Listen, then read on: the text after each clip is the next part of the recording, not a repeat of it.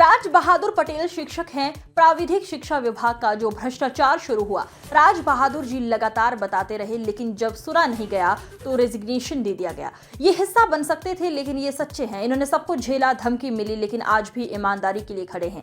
BJP को चुनौती देती हूँ, अगर हमारे समाज को प्रताड़ित किया गया, इसकी बड़ी कीमत चुकानी पड़ेगी। प्राविधिक शिक्षा विभाग में ओएसडी के पद पर काम किया है राज बहादुर जी। इनको शोकॉज नोटिस देकर इनका ट्रांसफर कर दिया गया। राज बहादुर का कहना है, नियम विरुद्ध डीपीसी हो रही थी, मैंने बताया, मैंने मंत्री जी को पत्र लिखा, प्रमुख सचिव को लिखा कि ये डीपीसी नियम विरुद्ध है, लेकिन नहीं रोका गया। उसके बाद भी कई चिट्ठियां लिखी। डबल बेंच का स्टे है। ये डीपीसी 30 मई को हो गई थी, लेकिन घोषित नहीं की गई थी। डीपीसी पाने के बाद 1 लाख वाला आदमी 2 लाख से ज्यादा पाने लगा। पढ़े लिखे लोगों में नाराजगी है। मंत्री और मुख्यमंत्री जी, निवेदन करता हूं, इसको निरस्त करें। डीपीसी जो कि कई अधिकारियों की गलती है और कर दिया गया था, तो मंत्री जी को इसका अनुमोदन नहीं करना चाहिए था।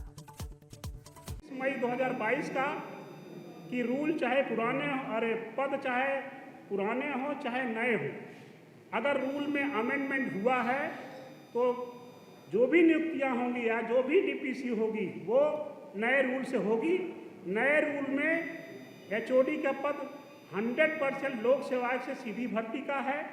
इसी आधार पर हमारे संगठन के कुछ लोग गए थे हाई कोर्ट में, जिससे उनको जो है पुरानी सेवानिवृत्ति डीपी से करने का कोर्ट ने आदेश दिया था। कुछ तथ्य को बिना जाने हुए यही सरकार जनवरी 2023 में हाई कोर्ट के डबल बेंच से स्टे लेकर आती है, सुप्रीम कोर्ट के 3 जजों के फैसले के आधार पर।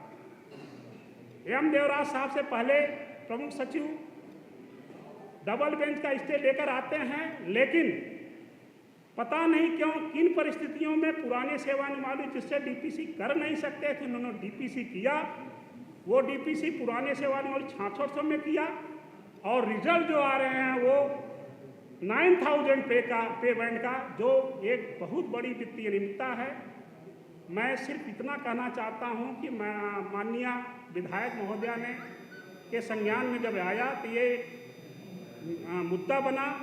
अभी मेरे खिलाफ डीपीसी की जो कार्रवाई हो रही थी वो 14 फरवरी 2024 से हम मिर्ज़ापुर में आए, इनके हमको विभाग से जो है कह दिया गया था कि आप विभाग को नहीं देखेंगे, आप जनता के कार्य देखिए, हमारे संबंधित जनता का कार्य देखिए। जब 14 मई को हमें पता चला कि यह नियम विरुद्ध डीपीसी हो रही है, तो माननीय मंत्री जी को मैंने एक पत्र लिखा कि चुनाव चल रहे हैं और आचार संहिता लागू हुई है, तो यह नियम विरुद्ध डीपीसी नहीं होनी चाहिए, आप इसको कम से कम चुनाव तक रोकिए।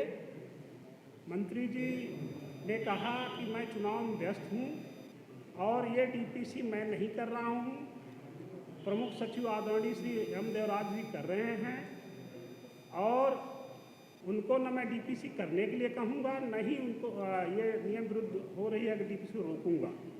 तो 22 मई 2024 को एक पत्र मैंने माननीय मंत्री जी को लिखा।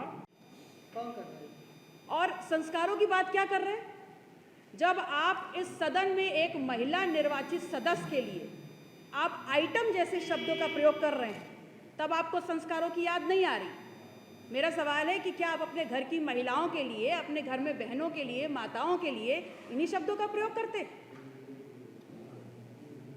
उन्होंने कहा कि आपकी कॉल डिटेल अगर निकाल दी जाए तो पता चल जाएगा।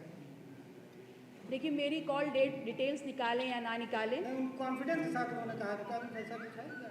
नहीं, कॉल वही मैंने कहा कि वो निकाले या ना निकाले, मुझे कोई फर्क नहीं पड़ता इस बात से।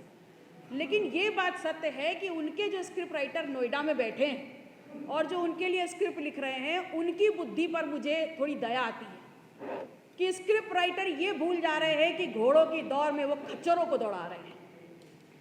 वो कहें मुझे डर भी है, कोई तो मार देगा, स्टेट से भी डर है और लोगों से भी डर है, वो किस बात का डर है? अरे सारे, कोई भी अपराधी हो, ही और शी में भी एनीबडी, कोई भी अपराधी हो, उसके दिल में दिमाग में एसटीएफ का डर होना चाहिए, बिल्कुल लाजमी है। कल मंत्री जी की मुख्यमंत्री से मुलाकात हुई है और वो तो कह रहे हैं कि बड़ी अच्छे से मुलाकात हुई, उन्होंने अपनी बात रखी, मुख्यमंत्री ने कार्रवाई का आश्वासन दिया। दिल्ली तक भी बात की। देखिए, मैं इसमें बहुत ज़्यादा तो नहीं कहूँगी, लेकिन मैंने कुछ दिन पहले आप लोग के मार्फत ही एक इंटरव्यू सुना था जिसमें वो स्वयं कह रहे थे कि अगर वहाँ जाएंगे तो जूता लात करेंगे, थप्पड़ अप्पड़ पड़ेंगे और बात खत्म हो जाएगी।